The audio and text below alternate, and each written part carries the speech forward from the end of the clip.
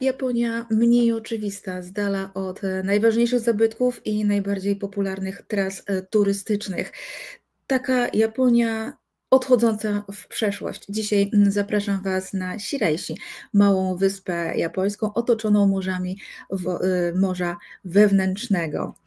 A moją i waszą gościnią jest dzisiaj Emi Chavez, autorka tej książki Wdowa, kapłan i łowca ośmiornic, wydanej niedawno przez Bowiem, imprint wydawnictwa Uniwersytetu Jagiellońskiego. Hello, Emi. Hello, thank you for having me. It's so good to have you here today to talk with you about this amazing book. Emi, listen, Shiraishi is a very small island. In fact, only 700 people lives there, yes? Something like this? Actually, right now it has come down to 350 or so. Oh my God.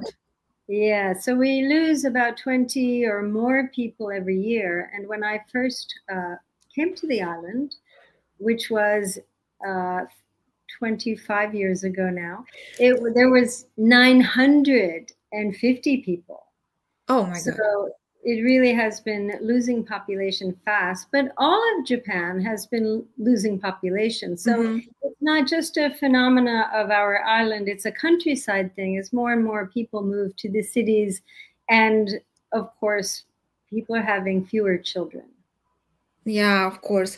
But the Shiraishi is often cut off from the mainland because no ferry during the night. Yes, there is no hospital.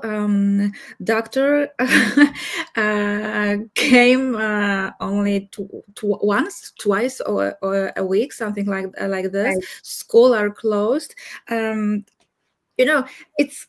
It's hard to imagine that American woman quits her American life and decides to live at such a small island. Can you explain your decision? Well, I don't know how unusual it is. I suppose Americans have always known for being quite courageous and going out and doing things that are maybe not so normal. But I think even more than that, it depends on how you're brought up. And I come from a family of strong women. And my grandmother in the 1960s, she went and traveled around the world by herself. Whoa. And she did it twice. Yeah, because my grandfather didn't like to travel. So she said, okay, I'm going anyway. So she did. And so I grew up with all these wonderful slideshows of the Middle East and all the places she had been on, donkeys and, all kinds of, camels and such. And that was a very normal part of my life then. And she was quite an inspiration for me. So I actually wanted to travel to those places as I grew up.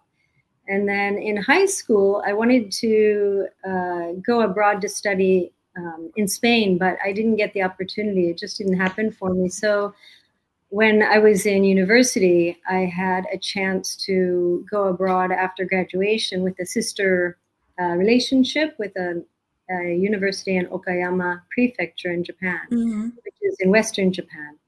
And so I did that, and I did my teacher training there and worked in universities for 10 years. And then I moved to the island, though, while I was still teaching. And I just wanted to learn Japanese. I wanted to know the culture. And you have to remember that this was a long time ago now. There were, people now probably can't imagine going somewhere like that. But at the time, it was a little bit more tangible, probably, because first of all, I was in a foreign country already, so I didn't have my family there. I think I was in Okayama for 4 years before I decided to move to the island. And when you tend to move to a country the first time, you might hang out with your compatriots and speak your own language as you get used to things. And then after a while, if you're comfortable there, you kind of want to reach a bit further and learn more things. So I went to the island because there were no English speakers there and I could learn about Japanese culture. Your book consists of the stories of nearly 30 inhabitants of the island, including the titular widow, the priest, and the octopus hunter. Can you tell us who are those people hiding behind such mysterious names? Right. Well, the widow is really central to the story. And when I went to the island, first I rented a house right on the port. And after a while, after several years, I bought the house. But when I moved into it, it was what they call an akia, which is an empty house. So the woman who had lived in it had lived there not her whole life, but her whole adult life. And then she moved off to the mainland to be with her son because she was getting old and at the point where she needed help. So the house had been vacated for about 6 months when I moved into it. And the funny thing about Japan and empty houses is that you can move into these houses, but the owners tend to say, just take it as it is. They don't want to go through all of the stuff and get rid of it. And especially on an island or out in the countryside where it's harder to get rid of garbage and things, you have to bundle it in bags and put it out on certain days. And so especially if someone passes on, the family suddenly has to decide how to get rid of the house. And so many people live far away these days. They don't live in the countryside or on the islands anymore. So people have to come back on a weekend when they have time. It's probably several hours drive or train to get there. And they just don't have the time that it really takes to go through things. So they said, sure, you can, live there and just use all my mother's stuff. The son said, don't worry about it. Just use it, anything you need. So, okay. And then I ended up buying the house. And they said, okay. And they're like, well, we don't want anything in it because they've taken out anything valuable already anyway. So it's not like you're going to find gold or diamonds or anything or money. He did always say to me, now, if you find any money, let me know. So outside of the house, there was a garden shed, and that was packed full of stuff that the mother had put in there over the years. And I just didn't really want to go through it either because it wasn't my stuff. And I felt a little strange going through other people's things. And how do I decide what should be pitched, right? And what should stay and this and that. So eventually the widow, she was a widow. So eventually she passed away and I was invited to the funeral, which was really lovely. Yeah. And so I got to see her off, and she was such a lovely lady anyway. But then eventually I did start going through these things, and then I started uncovering secrets, So it was really interesting. She was a World War II widow, and her husband had died just 6 months after marriage in World War II. So. And then she had a very colorful life after that. So yes. Oh, yes. So when I decided to interview the islanders, I interviewed 30 of them, as you mentioned, and I asked those people a little bit more about her. So I got a little bit of information from people who remembered her. And in the end, I was able to put together what I think is probably pretty close to what her life was like. It certainly wasn't easy, but she was great. And then the next person after the widow is the priest, the Buddhist priest. And I met him because immediately upon moving to the island, he hired me to teach him English. And he actually already spoke English. I said there were no English speakers, but often the temple priest will because he's the highest and the most educated person of any place. So. Yeah. And he had spent some time in Australia as well. So I would go up and I would talk to him for an hour every week. And we just covered a lot of territory. We got to know each other very well. And he's such a sweetheart. And he's 93 now. Yeah. And so he had quite a big influence on my life on the island. And then the last is in the title is The Octopus Hunter. And he is a younger person on the island. And when I say younger, 40. It's still young, excuse me. Yeah, that's right. That's right. Yeah, very young. And so he moved off the island like so many young people do. Mm-hmm. And he went to Osaka, a big city. And eventually, though, he decided to come back home and live with his father and become a fisherman. And his specialty is hunting octopus. So I went out with him one morning and I got to see how he does this. And that was quite interesting. So those are the three titular characters. Okay. You write in your book, you write that the mainland is a place almost foreign to most of the older inhabitants of the Shiraishi island. How is that possible? Well, when I say mainland, I mean, there are two different ways to look at it. Everyone's familiar with the immediate mainland, right, which is the closest land, they call it the land on the island, to our island. What people aren't familiar with are the big cities, Osaka and Tokyo, and most people have never been very far. And as a matter of fact, one of the Stonebridge lady at the beginning of the book, she talks about her only 2 trips to Tokyo. And they were actually to attend the Emperor's Garden Party because her husband did some, had a high job and he had connections. And so they went to do that. But some of them have never been to Tokyo. Even with the Shinkansen, the bullet train now, it's only 4 hours. You just get on the train. You don't have to make an airplane reservation or anything. But the life used to be centered around the island itself. And what's even more surprising to me is that our island is one of 5 islands in an island chain. And people didn't even know anything about the other islands. They never went to the other islands. Only occasionally wives, like women, would marry into a man on our island. So they would come over as wives. Or maybe 1 or 2 of our women would go over to another island. But yeah, and that was all because of arranged marriages.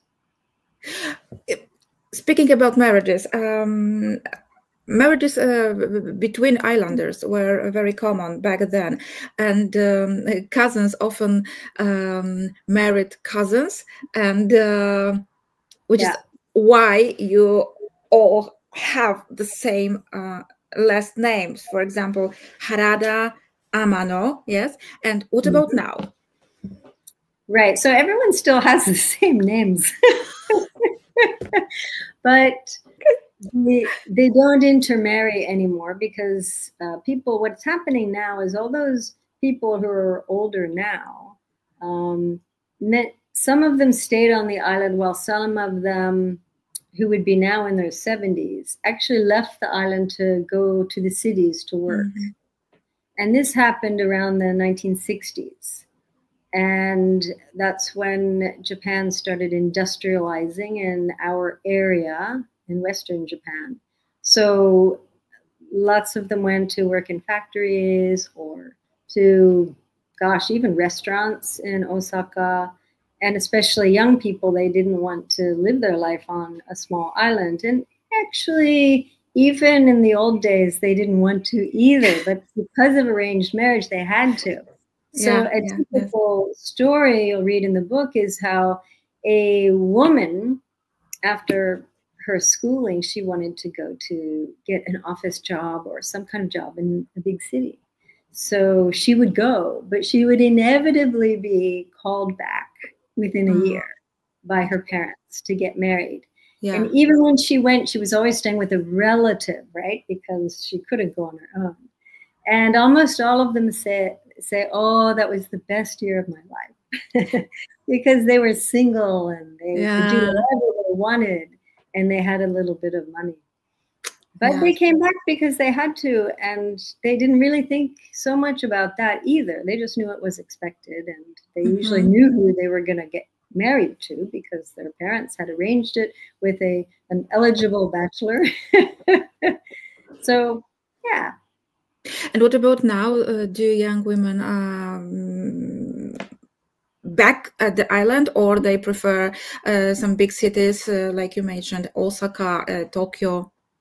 Yeah, most of them go to, well, first they end up on the mainland because they have relatives living there. So they'll often stay with the relatives and get a job or something. And then, but many of them, they go anywhere, especially university these days. Of course. Yeah, one of the girls went to school in Hokkaido, which is really far away, very far. Yeah, it's very far away. Yeah, another one went to Okinawa. So I think island is so small that when the women get out, they're like, I want to go far. But people often come back too. When it gets to retirement, they want to come back to their hometown because the hometown is a very nostalgic place for the Japanese. And they all have a heritage home there. So they always have a place to come back to. And they'll come back and they'll live out their retirement in their island where they're from with their friends and with people from the same class even. Yeah. Emmy, I'm not sure if it's very a good translation because I have only a Polish edition of your book, but let's try. If it's Thursday, islanders are now starting to move past my window with empty fuel canister loaded onto handcarts. Only on Thursdays can Shiraishi's residents buy gasoline for their vehicles for their winter stoves. Well, it follows that the island's inhabitants lead a fairly sad daily rhythm of life. Sure. Oh. Yeah. How does it look? Well, when I first moved to the island, we had all the services. Their fuel was available every day except weekends. And there was a doctor living on the island. The schools were open. There was a class of 15, I think, when I first moved there. And then a couple of years ago, the school closed, and they only stayed open for the last 2 students. And so now people are adjusting, but on the other hand, you think about it, and people don't need like fuel so much anymore because, well, first of all, most people don't have cars. The only people who have vehicles are people who maybe run a hotel and have to pick guests up from the port. Other than that, some people who have come back to retire on the island are used to having a car, so they'll bring a car, but everything's walkable on the island. There's only 6 kilometers around the whole island. So it's not really anywhere. Yeah. So people ride bicycles a lot, and many of the older people don't have licenses at all. They've never learned to drive. Wow. So, and Japan has great public transportation once you get to the mainland. So it's not so necessary. And also before, in the old days, everyone used kerosene heaters, where now everything is turned to electric heaters. So there's not as much need for all of the fuel either. But there's no denying that the population is not enough to sustain people working in those kinds of businesses anymore. Yeah, of course. Okay, Emmy, let's talk about religious life at Shiraishi, because the main religion in Japan is Shinto, obviously. But on the island, it takes the form of Tenrikyo. What kind of religious tradition is this? Okay, so Shinto is no doubt the indigenous religion, the original religion. However, Buddhism was also brought to Japan in the 6th century. So it has also been Buddhist a long time. And rather than superseding the previous religion of Shinto, it just coexisted. So now most people are both Shinto and Buddhist. So Shinto is all about the living, and Buddhism is all about death and what happens to you in your afterlife. Yeah. So people are both. And now Tendikyo is an interesting form of Shintoism. It's a new religion. And so people came, and actually there are a few Christians on the island too, for the same reason that there are people who are with this Tendikyo Shinto religion, is that you get proselytizers coming to the island and to, these smaller communities, and they're basically, want to convert people to their own religion. So there was a man on the island who was disabled, and he had hurt his arm as a child on a boat. He caught it between two boats that were tied up next to each other. He was playing. He was only like 4 years old, and he lost the use of that arm. So as a result, he could not get a job. And so he would go up into the mountain on the island and just, work at kind of harvesting things that he could do with his one hand. And this man then met a person who came to the island to proselytize about the Tendikyo religion. And he told him that, if you come to our religion, we can help you. And so he did, and they gave him a job, and, he was part of that Shinto Tendikyo faith. And so that's how it started. And then it kind of was passed down to other people. I mean, quite a few people joined at that time, and then it stayed in the families. And even my next door neighbor, her father was a Tendikyo priest also, but she doesn't want to have anything to do with it. Okay, she's 70 something, but she grew up with that too. So now there are very few practitioners left. It's really only that one family. So, but I think it's good because there are a lot of traditions in Shinto that are, we see them as maybe quaint traditions. We have ceremonies for over 9 million gods, right? Wow. The Shinto faith. So we have ceremonies for these gods. You have the god of the kitchen. You have the god of the rice fields. You have the god of the fishermen, and all kinds of gods that have to be satiated. So, and these traditions still continue, and it's so lovely. And So Tendikyo, what it does, it kind of fills that void that would be there otherwise. We used to have a Shinto priest who did things, but he got older and had to quit doing that. And then the Buddhist priest for a long time took over the Shinto rituals, right? Oh. Yeah, it's because it doesn't really matter. It just matters that we appease these gods, right? And then we continue our traditions. So then when Tendikyo came along, then Tendikyo started doing all of the religious ceremonies. So the one I talk about in the book is the opening of the sea ceremony, which has to happen every summer before people are allowed to swim, because that makes the sea safe. Of course. Yeah, but what I really love in Japan is Matsuri. I really love all these festivals, and I like to attend in these festivals. So let's talk about festivals like Open of the Sea. But one of the celebrations in summer is the festival in honor of the goddess Benzaiten. Who is this? Yeah, who is this goddess, and what does this festival looks like? Because I'm very curious. Benzaiten is the goddess of the sea and music and literature and all things that flow. Okay. So I especially pray to her, being a writer. But yes, she lives out inside a small shrine on a separate island from ours, but at low tide you can walk out to the island. And so on the lowest tide of the year, we have a festival for her and pray to her, and it's quite nice. Yeah.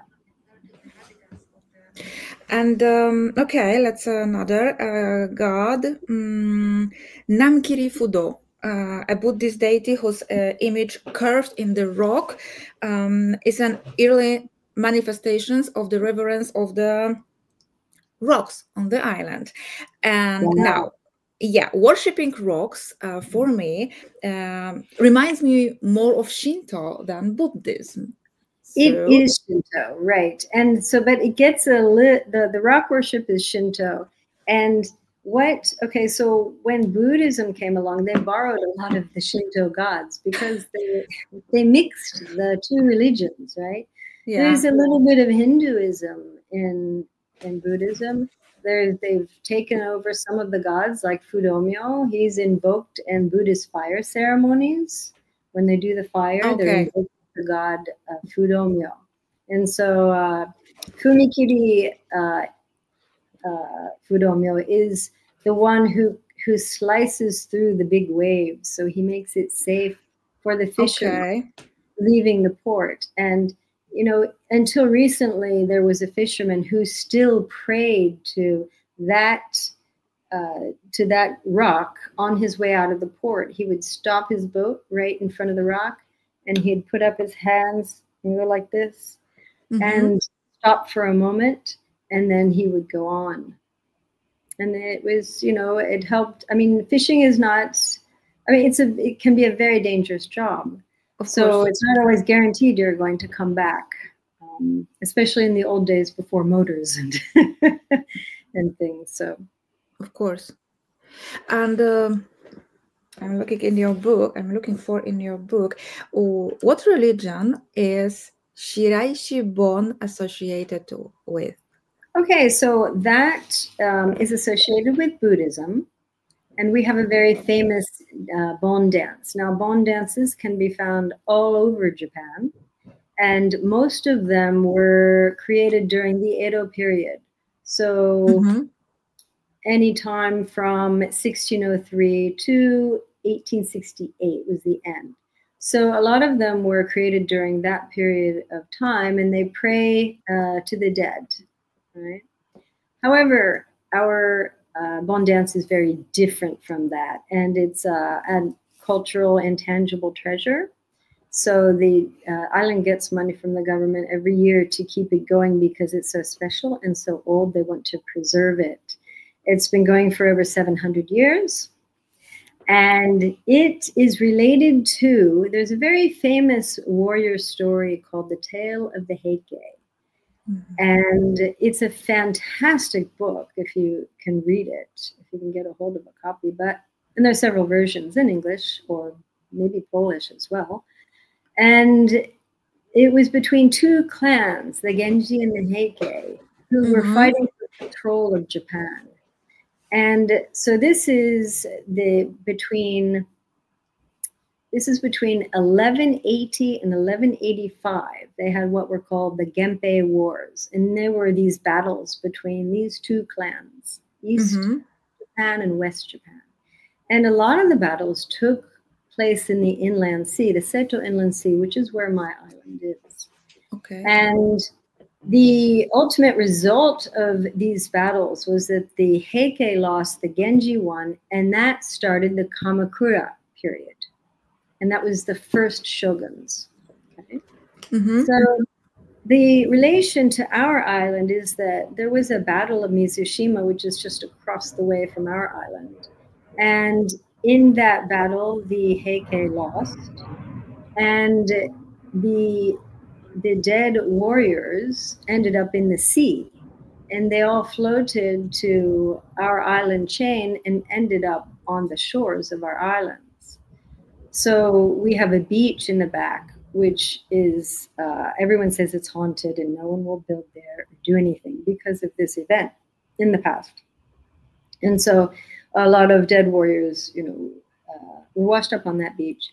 And so in Japanese tradition, you have to pray for the souls, including people who die nowadays, but especially for those who have died in unfortunate circumstances such as war or violent circumstances. And if you don't appease their spirit after they're dead, they can come back and harm you or take revenge. Yeah. So the Shiraishi dance was a dance created for the souls of the dead warriors of the Genpei Wars. And it wasn't just the losers, the Heike, it was also the Genji, any of the dead warriors. And every year at Obon, they pray for the souls of these warriors. So it's a beautiful dance. It's very melancholy, but it's gorgeous. There are 13 different dances within it. It's done in a big circle, the way most Bon dances are, except that you'll have 5 people doing one certain dance, another 5 people doing another part. So there were 13 different parts to it. It was very complicated. And they would dance this for all the way into the wee hours of the night and into the morning even. So they still do that, although now because we have so few people, they've had to simplify it. And I think there are only 4 different dances that they still do at the same time. But the problem now is that as people leave the island, it's something special to our island, and we don't have any people to hand it down to continue it. So this is a big problem with a lot of the culture, is that these things are disappearing. Yeah, exactly. Because Shiraishi Bon is an example of the intangible heritage of Japan folk culture. And what is the future if there are no young students on the island willing to continue this beautiful tradition? Well, one of the interviews in my book is with the dance director who does all this. And he is also very worried, and of course there are still islanders doing it enough to keep it going, but what they've had to start doing is taking the dance to the mainland and doing the practices there and trying to get people there interested in this dance, because our island's under the jurisdiction of Kasaoka City, which is also on the mainland, and the 5 islands. So they do get some high school students who come and want to take part, and so they'll try to continue it, and eventually I imagine it'll be purely a mainland thing. Yeah, I am looking for one thing because I want to go back to the festivals. Yeah, for a while. How about the insect festival? Yes, exactly. Because Japan is a country of many holidays and festivals that seem a little bit strange, if not bizarre, for the Westerns. So, so on Shiraishi, one of these traditions is the festival of insects. What? Yeah, it's my favorite festival. It's just so sweet. Sweet. Yeah. Okay. And so what happens is, like, Shiraishi, everyone has their own garden. It's actually quite self-sufficient. It's even a blue zone, like where people live very long lives because they have a healthy lifestyle. They grow their own food. They have a good, community, and all of these things. So it's just a great place. But yeah, so the insect festival is just a very old tradition because everyone had these gardens and they were growing food, pests were a problem. Right? Mm-hmm. And so when you would get these insects in that would just, ravage the rice fields or whatever it is people were growing, and they didn't have, chemicals and such in those days, which was probably a good thing because they had something even better. They had the insect festival. And so what they would do, it's a Shinto festival, but it is now slowly morphed into a Buddhist thing. And it starts at the Buddhist temple. And they take out this large wooden boat. Well, I shouldn't say large, it's a miniature. But it's enough that 4 people can carry on their shoulders. Right? Mm-hmm. And so amikoshi. It's like a mikoshi, yeah. It's a boat.